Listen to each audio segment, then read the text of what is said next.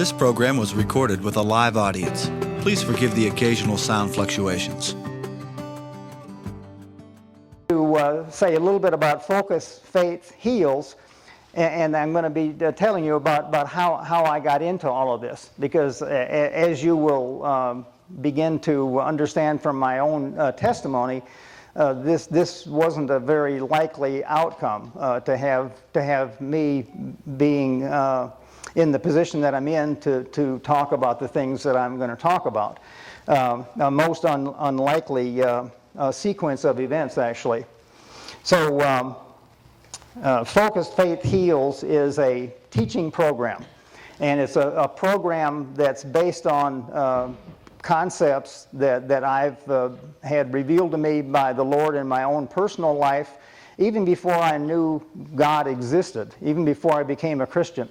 God was working in my life to show me things that I'm going to be sharing with everyone.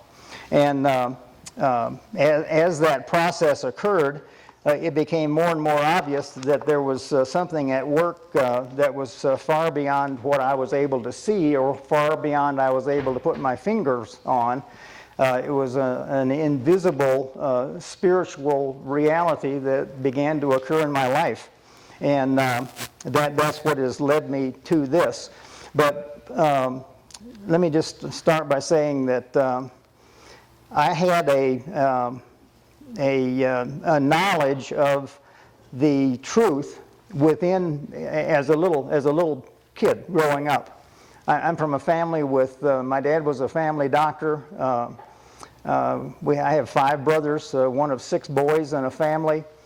We grew up with all the right values, with all the right morals, with all the right ethics, but with absolutely no knowledge of God whatsoever, and no reliance on anything other than something that we could muster up within ourselves. So we were growing up with the philosophy that we were not limited, but there was nothing outside of ourselves that was going to contribute to anything in our lives. If you couldn't muster it up in your own person, then it just wasn't going to become a reality, which put all the onus on the individual, all the onus on us as individuals. And so with that as a background, I had this knowledge within as a little child that there was something in human beings that gave them an extraordinary potential to be successful and to live the highest quality of life to their desires.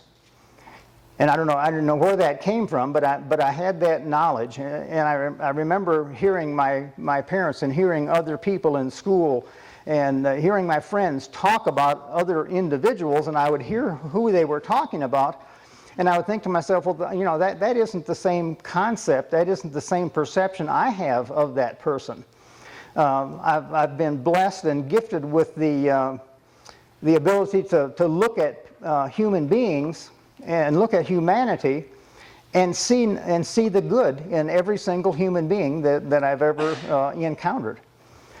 In 35 years of practicing medicine, in some of the most difficult human life trials, tragedies, circumstances, and situations, I can't ever remember a cross word that I ever had with another human being. I never left the presence of another human being with anything other than the highest regard for that person, and I think that worked both ways.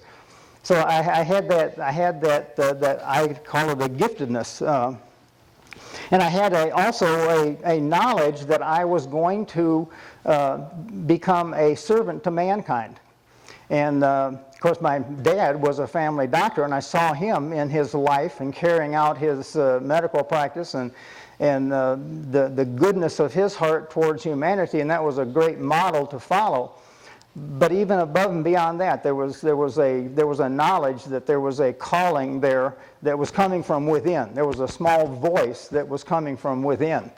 And I will actually, in the course of this course, I will show you exactly where that voice from within originates, down to the molecular level, that we all have that voice within.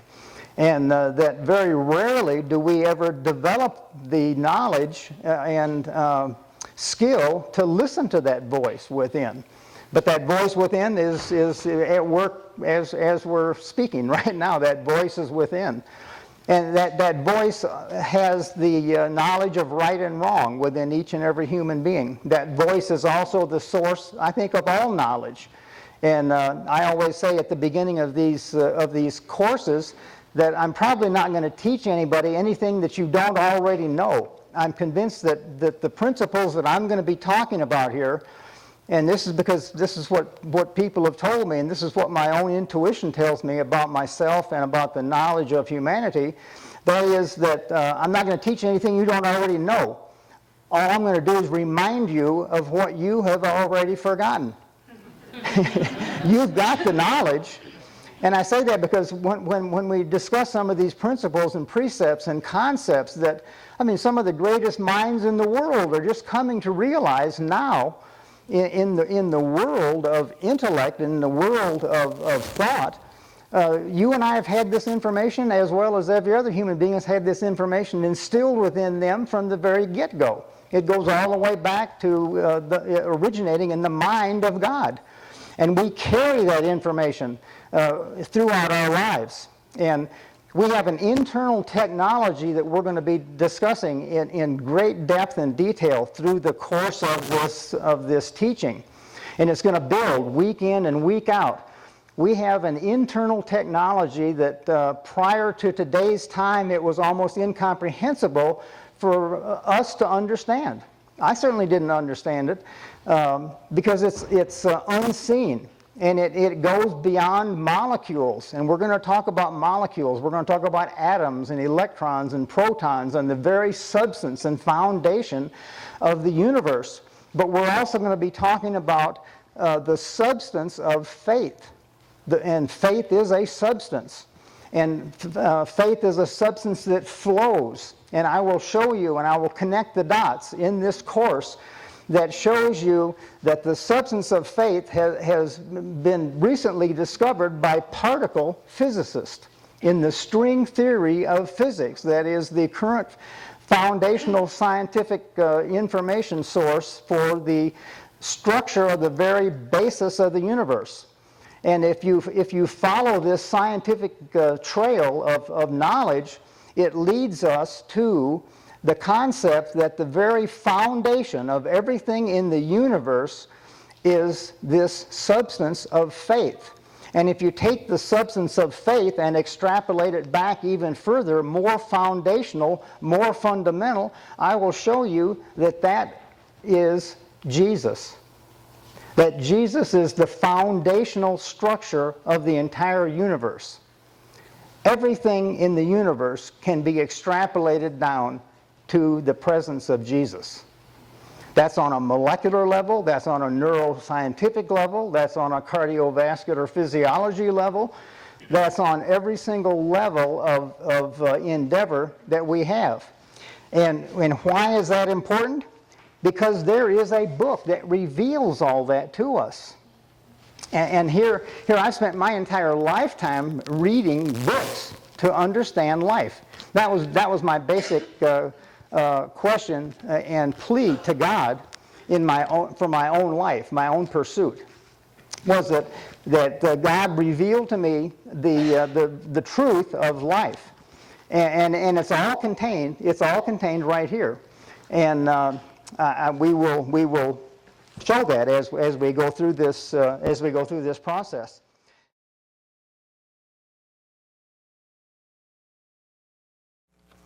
So let's take a look at how God constructed man in order to be this organism through which he could literally have a relationship with. How did he make this? And we're getting in now to our humanity. So he made us, as it says in the Bible, we are spirit, soul, and body. We're three parts. And he made us out of the dust of the ground, and he breathed air into us. That's our spirit. That's our spiritual context, breathing air into us. So our spirit, the central part in this well-characterized diagram, originating, I think, with Watchman Nee, shows that the spirit is made up of three things. It's made up of our conscience. Oh, sorry. It's made up of our conscience. It's made up of our ability to commune, our ability to relate to God, and it's made up of our intuition. That's that voice inside that we all have within us. We all have the ability to talk to God within us. Unfortunately, if you're like me, you get involved in life and you get so chaotic in your life that you extinguish that recognition of God's voice within. But when you start focusing on that, it becomes more evident, and you'll find that He's speaking to us all the time. We're probably not hearing a small percentage of it. So there's conscience, there's communion, and there's intuition. Those are the aspects of our spirit. Well, what is there in our soul? Our soul is made up of reason and logic in our brain. It's made up of our emotion, which is in our brain, and our will. God gave us free choice. We can take it or leave it. He doesn't force anything on us. And then He gave us a body. He gave us a physical body through which we sense what's going on in this universe, in this life of ours. We are the God's gates and channels. We are the way He feels the universe. Our body is our feeling mechanism. The human body, most people have a misperception of the body, and they incriminate the body and associate it with the flesh. The flesh is our sinning part of our being, but it's not the body. I mean, we have a phenomenal body. I mean, God created this phenomenal mechanism. Good night. It's unbelievably complex. We're just beginning to scratch the surface of it. I mean, our body is nothing to crucify or incriminate. Our body is what senses. It's where we get our feelings, and our feelings come from a combination of what we think and what our emotions are. When we think and when we emote, that creates a cascade of chemicals that get injected out into our body, which gives us the physical sensation of what we're living through. You know, if you're living through something of fear, you're going to get butterflies in your stomach. If you're living through something where there's deep appreciation and love, you're going to get a heaviness in your heart, which gives you an idea of how God manifests Himself. He manifests Himself through not only our brain, but He also manifests Himself through our heart and also our gut. We have a brain in our gut. We have a brain in our heart. We have a brain in our head. We have three brains. If you take that same diagram that I went over here with body, spirit, and soul, and these are just fundamental things here until we're working up to getting actually into the brain and how the brain handles everything. But so here are these three things here. So where is the heart? So if you take a cross section out of here, okay, these two lines right here, you take this cross section out. So here's the cross section. Here's the spirit, here's the soul, and here's the body. So where is the heart? And in the history of my own education on this and evaluation of this, I couldn't figure it out, that's for sure. Watchman Nee, in all of his writings and in all of his sermons, talked about the spirit being, or the heart being 2/3 spirit and 1/3 soul. And in the faith movement of later years of Kenneth Hagin and that generation, they more talked about the heart being all spirit. You get the distinction? Okay. Well, I tell you, God is so consistent, and but just most people, when they're exercising, they're thinking about what? They're thinking about their body. That's what they're doing. They're exercising their body. So their consciousness, their attention is down here. So this is what the heart looks like. So the heart is a moving target. That's important to realize because we have to continually remind ourselves, where is our heart? Because as you will learn, the heart is the organ that has the greatest ability to communicate with God. So wherever our heart is should be of prime attention to us. Because that's the organ through which we receive, and that's the organ through which we communicate with God. Is that understandable, clear there?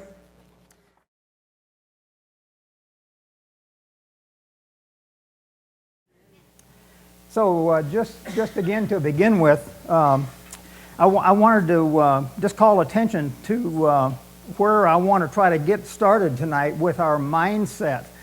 And last week and the week before last, you heard Judy relate to you her personal experience with her healing. And I wanted to kind of use that as a springboard to try to explain certain aspects of how that whole process occurred.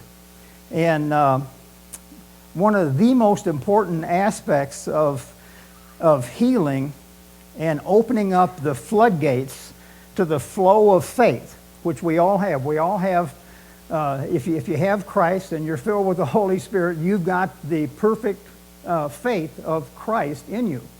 Faith isn't something that you have to muster up. I mean, it's already there. You've already got it. It's not something that you have to work to build. It's already there. But there's an impediment to the outflow of faith. And as I've said from the get-go, our task here and what our purpose here is to have each one of us come into a reality and a realization of what it is that's impeding this perfected faith that we have in us flowing through our body. Faith flows. You can conceptualize everything that flows. Can be stopped, it can be started, and it can be regulated. I don't care whether you're talking about the flowing of water, the flowing of electricity, the flow of anything, and faith flows. That means that faith can be shut off, it can be started, it can also be regulated, it can be directed. And God has endowed each and every one of us with the capability to do all of those things to faith that we have. So the impediment to faith are these red clamps on this tubing through which the faith flows through the human organism, through each one of us as individuals.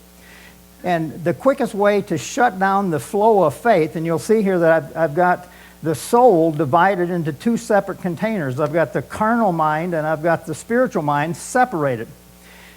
Because the carnal mind is the last impediment before you get to the body with the flow of faith. And the Bible calls it the carnal mind. Our carnal mind is shut off instantaneously with any threat of judgment, any threat of fear, any threat of condemnation, any threat of valuation shuts the doorway out of the carnal mind. Faith can be flowing through, can be opened up. These can all be removed. Faith can come through. You can be as spiritually minded as possible.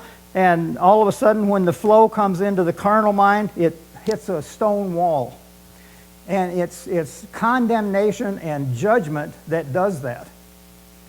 You know, there's not one single place in the New Testament, in all of the interpersonal relationships that are recorded there with Jesus, no matter who he talked to, there's not one place that he is condemning or passing valuation on another human being.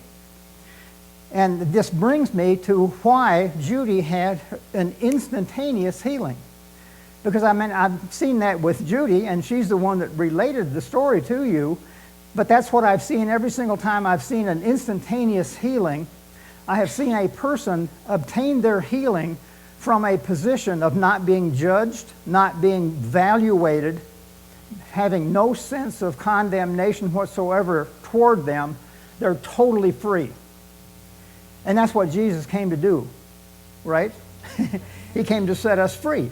Because that's the only way that we'll ever see and experience and live in the truth is through total freedom. So you have to begin to separate yourself from your soul and your body. You are not your soul, and you are not your body. If you are, we're all in for it. Because I see a whole lot of imperfect souls and bodies here. Me, the biggest offender. I got baling wire holding my chest together, got steel rods holding my back together, got batteries keeping my heart operating. I mean, I'm the least picture of a perfect soul or body. So you have to remember that this is your spirit. This is your spirit. This is who you really are. You can't change it. This is who you really are. Now that spirit is covered up with a soul, and the red glove is indicative of your soul. That's your reasonable, your ability to reason, exercise logic, will, and emotions. That's your soul. And then your physical body covers up your soul. So now here you are. Now, God has given us the full capability to, through what we've seen, by the change that we have the ability to literally change our human genome. We can turn genes on, and we can turn genes off by how we think and by what we believe. So the genome is what controls these things out here. So we literally have the capability to, if we want to, and we go about it using the Word of God as our truthful guide, we can literally change our soul and our body. Still got the same spirit here, because that's who we really are. That's the information that God injected out into the universe for us. So we can put on a brand spanking new soul, and we can cover that soul up with a brand spanking another body. But remember, here's where you really are. This is who you really are. As soon as you begin to identify yourself as this, you've stopped the flow of faith through your body. And when Judy had her instantaneous healing, the reason that she was able to heal instantaneously was because she did not feel condemned, because all of a sudden her personal problem became this molecule's problem. Now let that soak in. Her problem became that molecule's problem. You heard her own testimony. She came over and she started replacing these molecules herself. She did it. She enacted it. She willfully did it. She knew it needed to be done. How far do you think she'd have gotten if I'd have said, Jude, the reason that you're having problems is because you're holding resentment. You're holding unresolved anger. Now, if I'd have told her that, her carnal mind would have said, I'm feeling judged. I'm feeling condemned. And I love her, so I wouldn't want her to feel that way. But that's how sensitive the human organism is. As soon as you get a whiff of being judged or being condemned, you shut down and you stop the work of God in your life. That's why Jesus repeatedly in his teaching and in his interpersonal relationships with his disciples talked about living in the kingdom of God. Living in the kingdom. Kingdom living is living like you have absolutely nothing to be condemned for. That's what he wants us. That's how he wants us to live. Because we don't have anything to be condemned for. He's already paid for every single thing that every person in this room has been whipping themselves over for their entire lifetime has been for naught. It's given you a heartache, it's given you sorrow, it's given you ulcers, it's given you colitis, it's given you migraine headaches. And Jesus said, I'm going to take care of all that for you. All you have to do is rest in it. And that period of rest is living in a state of absolute absolution from anything that anybody could even do to cause you to be condemned or judged. You take those things out of the equation, and all things are possible with God, because you've just taken the shackles off of the most potent force in this universe, and that's the love of God. That we are obstacles to the flow of that love. So I want you to get into we're going to be talking about the brain, and we're going to be talking about how we receive information from the universe. And as we're doing this, I want you to realize, I want you to step away from your life. I want you to step out here as your spirit and look at yourself the way you should look at yourself. And that is from the perspective of the way God looks at you, and He looks at you as a perfected spirit. And He looks at you separate from your soul and your body. He knows that everybody in this room, and this is one of the things that God just gave me the giftedness to be able to look at every single human being and see that every single human being in their own way, shape, and form is doing their dead level best to do the best they can with their life. I'm totally convinced of that. Nobody is going to convince me any differently than that. Because every single person I've talked to, I don't care whether we're talking about the homeless that I've spent years talking to and trying to evaluate, or what it is, every single person is doing their dead level best. I never met anybody in my life who has said, you know, the day I was born, I wanted to be a bum. Or the day I was born, I wanted to be an outcast. Or the day I was born, I wanted to be a chronically ill. Nobody ever wants those kind of things to happen to them in their life. But somewhere along the way in life, we wake up one day and we look at ourselves and we think, my goodness, all of this stuff that I had dread for, it's all happening. Why is it happening? And I'm going to show you tonight. We're going to get into the mechanisms of how self-defeating, self-replicating behavior patterns, thought patterns get set up in our soul and in our body, and before we know it, we're living out self-fulfilling prophecies of doom in our lives. And I'm telling you, you're being hijacked. It's a hijacking. There's not one person in here, when I would ask you, and I'm not going to ask you this, but if I did ask you this, how many people would raise their hand to say that they've set their life up so that they can totally fail in life? I mean, in people's heart of hearts, that's anti-creation. You don't create a living organism to the extent that God created us to have that happen. So try to separate yourself from your soul and your body and realize that that's not who you are. Who you are is your spirit. And the reflection of who you are, therefore, is to be found in this book right here. This identifies you as who you are. Now, there are a few of us in this room right here are totally living the way this book identifies us. Do you remember looking back at the living organisms under the microscope in biology class, and seeing on TV little bugs and little paramecium and amoeba are all looking around and searching around and everything? Do you know what these organisms are all doing? They're looking for their identity.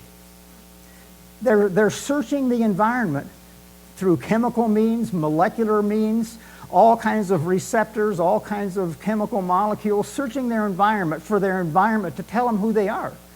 And then they adapt to the situation that they find themselves in, and that's how they survive. Unfortunately, the adversary has given us the same capability. He's deceived us into looking outside of this word right here to seek our own identity, so we begin to believe what the world tells us we are. I delivered all these babies, and I'd look at these little babies, and as soon as you deliver a baby, I mean, they're all in it. I mean, they're all here. I mean, they're reaching for something. What are they reaching for? They're reaching for stuff out here in this vacant space. I mean, they're looking all around, and they're reaching for things, and I mean, they're investigating things. Well, what they're looking for is they're looking for somebody to tell them who they are. That's what they're looking for. Well, they have a spirit. And God has given us the answer to that question. But we have gotten away from it. And we need to get back to that, because if you go by what the world tells you are, then you're doomed.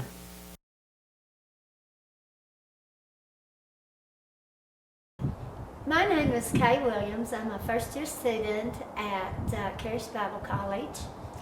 The other night, Tuesday night, I had the pleasure of going to Carish Christian Center in Colorado Springs to Dr. Mark Bishop's Bible study. He was giving us scientific facts and evidence about grace. Here at Carish Bible College, we have been taught grace and what grace means and how you can be set free when you have a total understanding of what grace means. I had never thought about the hippocampus and the parasomatic and the somatic systems being involved with grace. And Dr. Mark's demonstrations really did help me be set free, because I thought I had a total understanding of grace until I met Dr. Bishop. And when he said that the heart rules the brain and that the brain takes care of the behavior and everything else of the body, just that one little statement, because what we have learned here at Carish Bible College is that the condition of the heart is everything. And so if the heart runs the brain and controls everything else that a person does, that was just a revelation to me. And as Dr. Mark spoke, I had many revelations. I had many barriers that were brought down.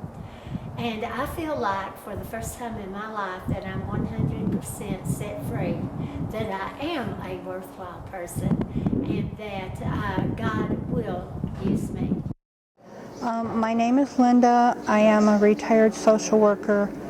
And the first time I heard Dr. Mark's teaching on focused faith, it just really quickened my heart and spoke to me so strongly as he explained how God works and how the Spirit works in our lives to do the wonderful works that God chooses to do through us.